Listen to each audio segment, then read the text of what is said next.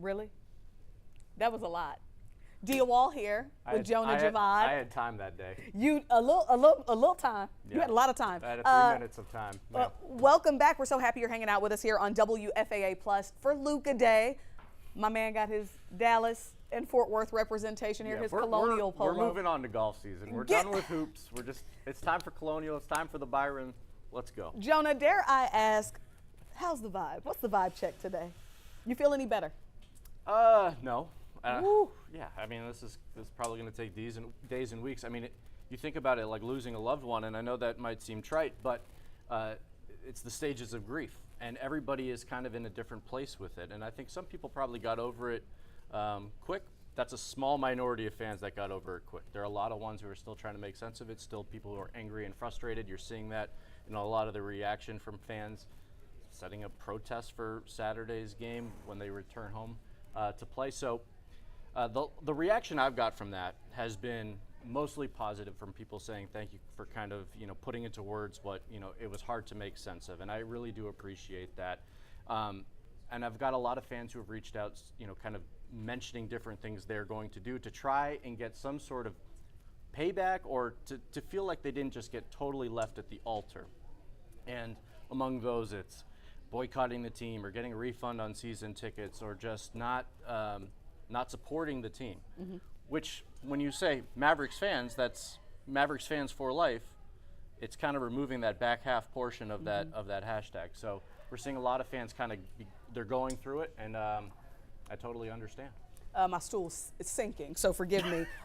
Let's go back to when Luka Doncic first got to Dallas. You guys arrived about the same time. Yeah, I got here in March of 2018. He was drafted that same year, teenager coming over from Slovenia. A lot of people were like, "Who is this kid? We're not sure." Basketball heads were like, "Just wait and see." Yeah. I mean, if you had watched anything of him in Spain, or just watched any of his games, and that. I mean, how many people are staying up late to watch those games, or waking up early to watch them? But you knew he was different. Yeah. And then he got here, and I think for the moment for me was the game against the Rockets his rookie year. Scores 11 straight points in the fourth quarter, beats the James Harden Rockets. The whole AAC is going bonkers, and he's like strumming the guitar, and it's that moment. I think people kind of all, except in Mavs fans, realized that we've got our guy, and that was just such a cool moment to see. And then, I mean. It leads us all the way to here today, almost 7 years later. How much fun has it been to cover him from a sports perspective? Because I think one of the things I love about Luka is the bravado, the trash talk, the energy he brings to the court. Yeah, he. If you like watching basketball, or if you're just a fan of sport, I mean, how can you not love watching? I mean, I get there are some people who they don't like watching because he complains to the refs maybe a little too much, and defense is not his specialty, but there's no perfect basketball player on the planet. LeBron has a lot of imperfections, and he's arguably the GOAT. So, wait. Jordan is the GOAT. It's still Jordan. I said arguably just to hedge my bet there. Oh, okay. Just can't get too crazy on Luka. Come on, I grew up in the 90s. It's Jordan. it's Jordan. But no, it's watching Luka play. It's like a movie. It's like buying tickets to see a feature film, and you never know what you're going to get. And it's the unexpected. It's the dazzling. It's the reason why we love sport and entertainment, is because it's a show. And I hate how fitting and hyperbolic it is that he's now playing for the former home of Showtime. So it's just, he's a perfect fit in LA. I know. You think he's a perfect fit in LA? I'm not going to get into the X's and O's. I'm saying that bravado is going to play well. It is in LA, especially with the legacy of the team there. Okay, sure. So I'm going to bring you into Jonah and I's conversation before we got up here on the WFAA Plus. We were talking a little bit about what highlights look like for us now. And Jonah, I'm going to put you on blast. You said, I think that there are fans here in this city. I'm still sinking. I'm going to have to bring this chair up again. It's all right. I'll go down with you. No, don't go down with me. We're staying up. We're staying alive. You said that you believe there are Dallas fans who would rather watch Luka highlights from LA than Mavs highlights, you think? I think there are a lot of people in this town who care more about what Luka's doing on a given night more than the Mavs. Because that's what he was. He became synonymous with the Mavericks. This is, again, I try not to use these, big sweeping. Yeah, big sweeping statements. But I mean, it got to the point where, and I said this in the commentary, he was the Mavericks, and this trade is almost like moving the team in some ways. And I'm not going down that speculation route, but it is. It's like moving the team because you're pulling the heart of that team out, and that heart is what connects the fans. And so when you rip that away, what do you have left? Kind of have this skeleton. You're cheering for these individual players, and again, none of this is to diminish the current team and the current players. They have nothing to do with this. And I think fans should not take out any of their frustration and anger on them. Yeah, true. Welcome to town, AD. There are going to be a lot of people around town who are curious to know what Luka's doing with the Lakers, and I'm among them. So, yeah, it's going to be an interesting editorial conversation. It's like, yeah, we have a team to cover because there are a lot of Mavericks fans here, but we would be also doing an injustice to the sports fans in this town who really care what Luka's doing, because like it or not, he might go to a million teams now for the rest of his career. Yeah. He will always be a Maverick. Oh, that's special.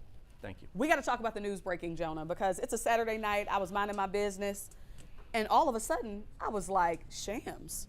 This has got to be fake. Everyone thought that. I mean, we thought he was hacked. Hacked was trending. Let's go back just to when you found out, and the reaction. I'm going to have to keep. It's all right. You want to change? We're going to survive. No, we're not switching. We're going to survive. So you can be sinking. But going back to, just finding out the news, not only was it shocking, that night, just the terms of the trade were shocking, but now some more details have come out about how it all played out.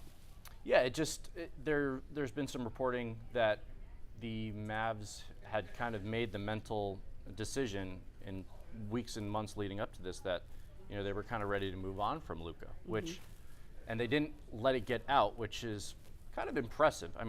I'm really impressed by how they weren't how none of this leaked until it actually went down. What I'm not impressed by was just the handling of the entire deal. Just from front to back, and the more details come out, the worse and worse it looks for Nico Harrison and the Mavericks and how they conducted this entire decision, because the return they got was not very good. I don't know if you saw, but the Lakers made a trade last night, and what they gave up to the Charlotte Hornets for Mark Williams is almost what the Mavericks got for Luka Doncic. It's not ideal. It's like, and so you have your concerns about, you have a GM who's not a traditional basketball guy. He came over from Nike, and he had made a lot of decisions kind of based on his gut and intuition and previous connections and contacts. Nico Harrison's the reason Kyrie Irving's here. But Nico Harrison's also the reason Anthony Davis is here, because they've had a past connection since AD was in high school. And so a lot of those relationships you're seeing manifesting now that he is the GM of a team, and he's got no safeguard. He doesn't have Mark Cuban on the back end to be like, hey, Nico, that's a terrible idea. Don't do that. The entire fan base will revolt. Don't do it. They were bringing caskets to the American Airlines Center. But it's just, you don't have, it's just kind of, going Lone Ranger, maybe a little bit overconfident after some of the moves he's made over the last couple of years that did work out. And a move that he's doing that he thinks is for the best for the team, but it's just, come on, read the room. Some things are bigger than just how, the floor spaces and playing some good defense. And it's the NBA. No one really plays defense. It's threes and points and stardom. And sometimes it matters more having a superstar that the entire city can connect to, that bridged the gap from Dirk to now, and to give that all away just because of a bet and a hunch, it's devastating. It's demoralizing, and it's malpractice. Malpractice. The word I've been using because I believe it. Well, Luka's coming back to town, y'all. April the 9th. We got the game on WFAA. That's such a win. I love that. That's a big win. Yeah. And, of course, we're really excited to be the broadcast partner. We got KFAA 29, 70 games this season. But what do you anticipate? We need to become the new home of the Los Angeles Lakers as well. Get out of here. That's what we got to do. Get out of here. Okay, so you made me lose my train of thought. I was looking at tickets, for the game on April 9th. Oh, yeah. The furthest of the furthest in the upper bowl of the arena is over $200. Yep. There are current NBA players saying these tickets are as expensive as finals tickets. I saw Anthony Edwards for the Timberwolves say, because he was asked about it, he was like, that's crazy that they traded Luka after dragging them to the finals. No, I shouldn't say drag, but leading them to the finals. And Ant says, oh, if we're not playing, I gotta get tickets to that game. And I'm pretty sure the Timberwolves aren't playing, so I wonder if we'll see Ants at the AAC. Look, it's gonna be a great game, no matter what.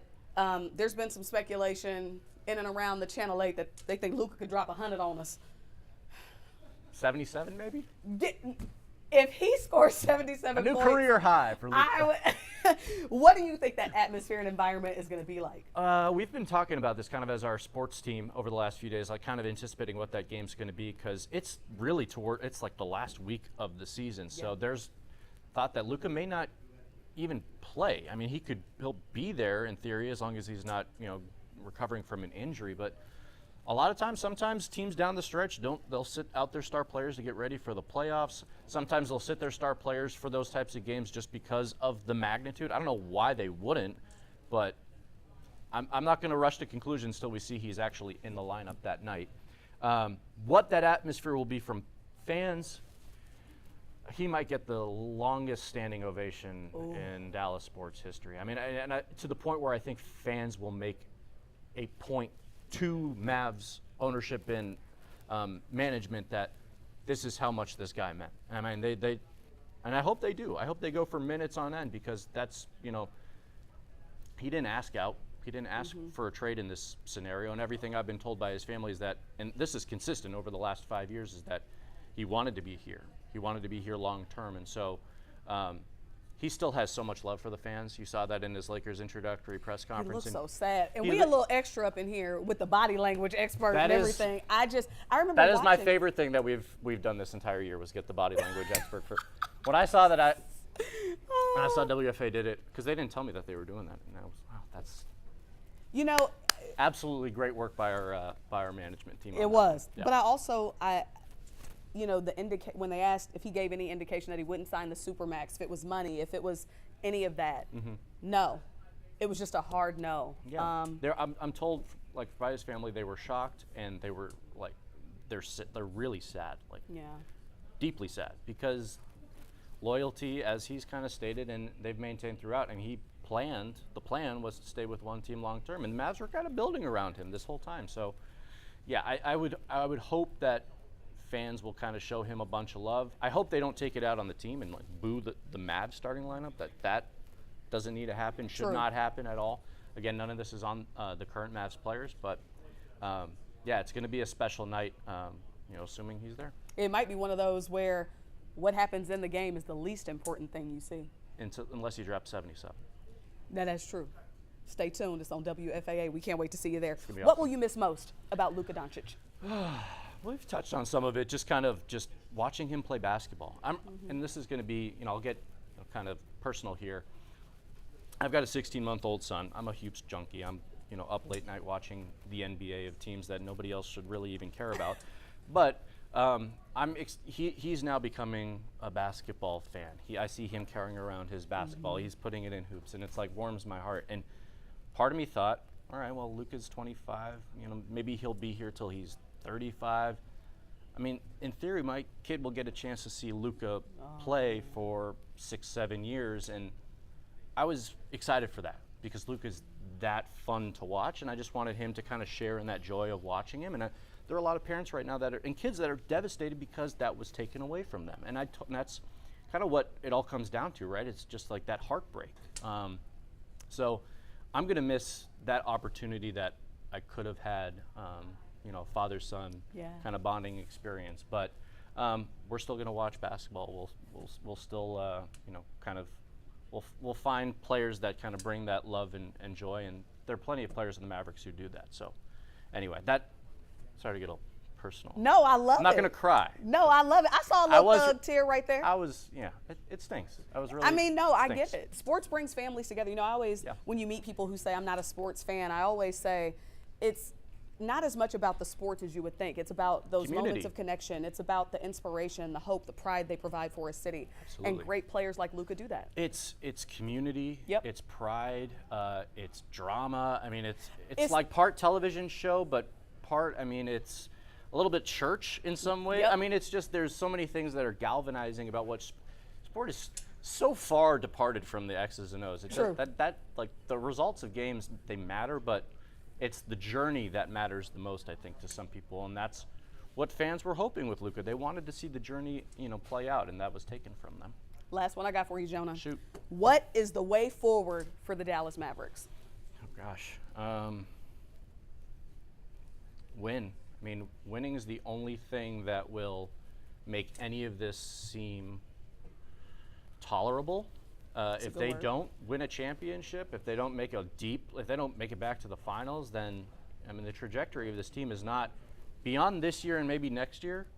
It's not going up. I mean, it's not an upward trajectory. You had that with Luka. You had a guy who could, in theory, give you 30 points a game for the next 10 years, and now, beyond the next 2 seasons, you're not really sure what you have. And that was part of why that trade didn't make sense. They didn't really build for much beyond the here and now, and I get wanting to win now, but got to win. And even then, I'm not sure it's going to be enough for some fans, as I said in that commentary. But winning is the only thing that will even slightly give people a sense of peace. I guess that might be the word, peace. Yeah, or I don't know, distraction. They need a distraction from the distraction. It's tough. That's why Jonah's a professional with the words. Jonah Javad from our sports team. I appreciate you hanging out with me for a little bit. Thanks for giving me some more time.